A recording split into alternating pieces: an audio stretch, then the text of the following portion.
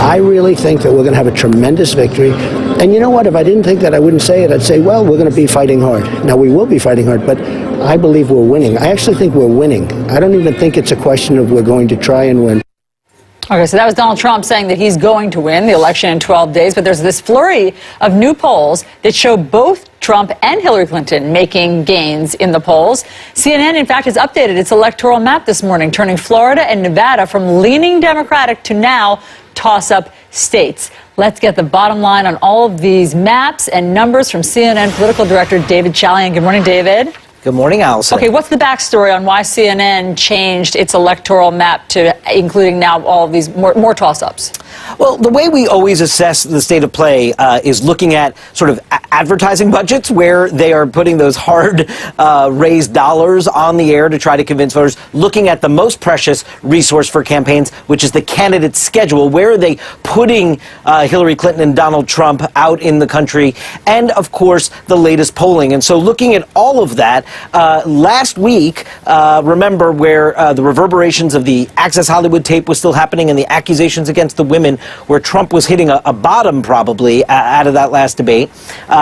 We had Florida and Nevada move from toss-up to lean Democrat. So this week, as things have stabilized a little bit, seen some polling there, Hillary Clinton herself saying she's going back to Florida this weekend, even before she was done with a two-day swing there. We moved Florida and Nevada back to toss-up. But I want to point something out here. Look at that map.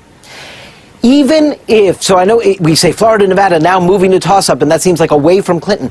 Donald Trump has to win every yellow state there that you see, and it's still not enough. He still needs to find some Democratic-leaning turf to bring his way. And remember, one of those states in yellow right now is Utah. That should be the 6th easiest electoral votes for a Republican to bank, but because of the third-party candidate, Evan McMullin, surging there, that may be a big block for Donald Trump. So, if what we're seeing is a little bit of coalescing on the GOP side that's boosting Trump, a little bleed off from the third-party side that may be helping Clinton galvanize the left, it still leaves you this basic proposition.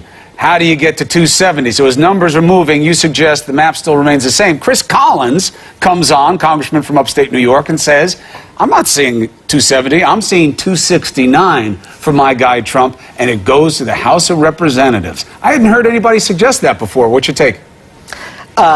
Listen, I think political junkies like myself, I am obsessed with 269 results because I think it would be fascinating to cover. I think the chances of that are somewhere between slim to none and probably a lot. Did Slim just get on the bus?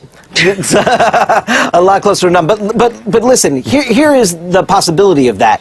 If Trump sweeps all the battlegrounds and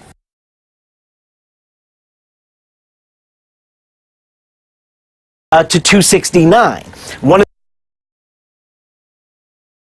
all predicated on winning every Romney state like Arizona and Utah, which right now are competitive and shouldn't be for Donald Trump. So it is a monumental climb to get to that kind of scenario right now. 269, your dream becomes the national nightmare. But let's talk about how nationally she is still in the poll of polls, 6 points up ahead of Trump. And give us some context in terms of 2 weeks out. What have you seen in the past? Has there ever been this type of spread and what it meant on Election Day?